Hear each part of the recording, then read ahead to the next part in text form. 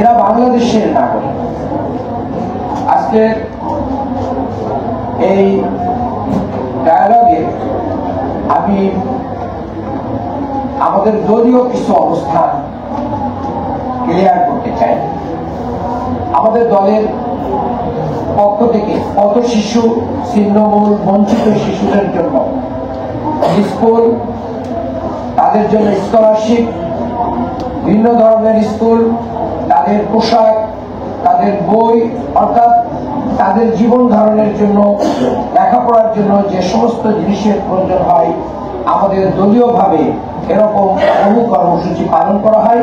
ঢাকাতে আমাদের অনেকগুলো স্কুল রয়েছে, বিশেষ করে যেখানে আমাদের ছিন্নমূল শিশুদের অবস্থান অনেক বেশি। এটা আমরা দলীয়ভাবে পরিচালনা করি। এর বাইরেও আপনারা যদি আমাদের কর্মসূচিগুলো দেখেন, আমি ঢাকা 6-এর একজন ক্যান্ডিডেট।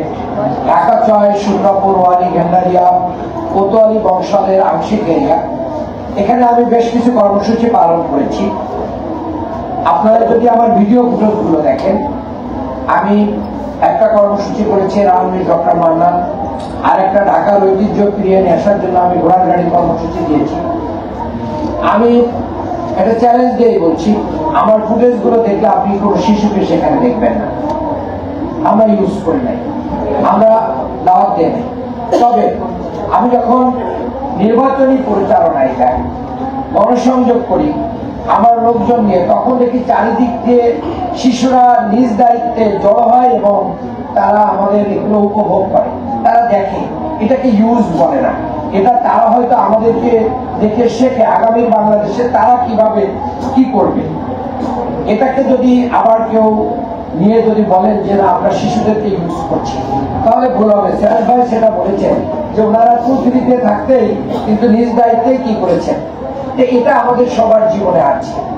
তবে আমি যেটা করি যে এই বাচ্চারা যখন রাস্তার পাশ দিয়ে থাকে কিংবা আমাদের ভিতরে ভিতরে ঢুকে যায়, আমি তাদেরকে চকলেট দেওয়া, ভালোবাসা দেওয়া এবং তাদেরকে একটু বুঝিয়ে বাড়িতে পাঠিয়ে দেওয়া বা তাদের লেখাপড়া, এই খোঁজটা নেওয়ার চেষ্টা করি। বাংলাদেশের এখন একটা বড় মরণ ব্যাধি এবং বড় চ্যালেঞ্জ আমাদের জন্য, সেটা হচ্ছে কিশোর গ্যাং। আপনি যদি ঢাকার সবচেয়ে কিশোরগঞ্জের সবচেয়ে ভয়াবহ এলাকার নাম বলেন, তাহলে 1 নম্বর মোহাম্মদপুরের নাম আসবে মনে হয়। নাকি বলেন আপনারা? মোহাম্মদপুর, উত্তরা, এরপরে হচ্ছে আমাদের পুরান ঢাকা। যে মারাত্মক, এরা কিন্তু পলিটিক্যাল শেল্টার ছাড়া চলতে পারে না। এরা ছিনতাই, এরা খুন, মাদক ব্যবসার সাথে জড়িত হয়ে যাচ্ছে। কারা করছে? আমরা করছি, আমি করছি, আমার ভাই করছে, আমার অন্য দলের সহকর্মীরা করছে। রাজনৈতিক দল হিসেবে আমাদেরকে এ ব্যাপারে অঙ্গীকার করতে হবে, আমরা কিশোর গ্যাং লালন পালন করব না। আমরা মাদককে না বলবো, মাদক কারবারিদের সাথে আমাদের কোনো সম্পর্ক থাকবে না। সন্ত্রাস, চাঁদাবাজের সাথে সম্পৃক্ত শিশুদেরকেও করা হচ্ছে। শিশু তো 18 বছর বয়স পর্যন্ত, তাহলে 18-র নিচেই যারা আছে তাদেরকে তো আমরা র্যান্ডাম এই জাতীয় কাজে ইউজ করতেছি। এটা দুর্ভাগ্যজনক। জাতি হিসেবে আমরা অনেক ধরনের বাংলাদেশ গড়ার অঙ্গীকার করছি, কিন্তু এই যে ছিন্নমূল শিশু, পথ শিশু, তাদের পরিবারকে এস্টাবলিশ করার জন্য আমাদের কর্মসূচি পাওয়া, আর যা কিছু কর্মসূচি আছে সেখানের জন্য যা বরাদ্দ তা আমরা নিজেরাই খেয়ে ফেলি।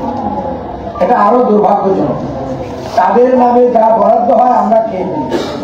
আমি আমার রাজনৈতিক এরিয়ায়, আমার ঢাকা 6-এ অঙ্গীকার করেছি, ছিন্নমূল যত পরিবার আছে তাদেরকে আমরা আলাদা প্রজেক্ট করে কর্জ হাসানার মাধ্যম দিয়ে আমরা তাদেরকে উদ্যোক্তা বানানো বা আয় রোজগারের ব্যবস্থা করে তাদের পরিবারকে এস্টাবলিশ করবো, শুধু শিশুকে নয়।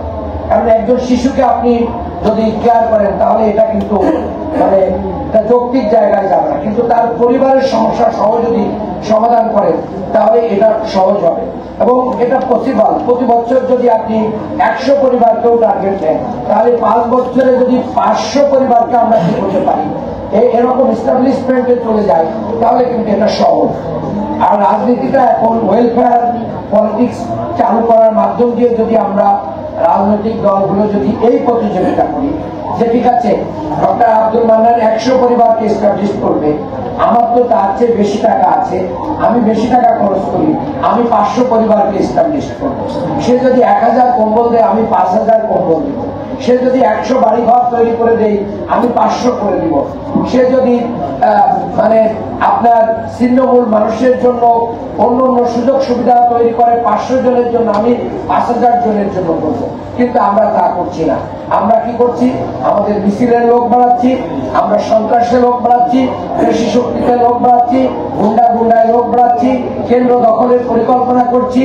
আমরা আদালতকে ব্যবহার করে বিভিন্ন ওয়েতে আমরা সন্ত্রাসীদেরকে জেলখানা থেকে বের করে নিয়ে এসে নির্বাচনের আগে আমাদের ডাইনে বামে রেখে নির্বাচনকে কুক্ষিগত করার, ভোট অধিকার কুক্ষিগত করার চেষ্টা করছি।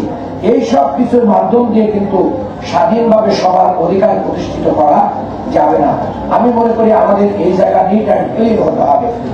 আর বাংলাদেশে আমাদের দেখেন পারিবারিক ভাবে প্রতি 4 জন মায়ের, শুধু বাংলাদেশে না সারা ওয়ার্ল্ডে প্রতি 4 জন মায়ের একজন মা মনে করে যে শিশুদেরকে যদি চড় থাপ্পড় কিল ঘুষি গালি মন্দ কিছু না করা হয় তাহলে শাসন করা যাবে না। এটা হয়তো বাবা হিসেবে আমিও কখনো কখনো করে ফেলি, কিন্তু এটা রং, আমি এটা স্বীকার করি এবং এটা আমাদের করা উচিত। এটা শিশুর প্রতি অবশ্যই এটা অবিচার, এটা তার প্রতি তার যে মনন এবং মানসিকতা।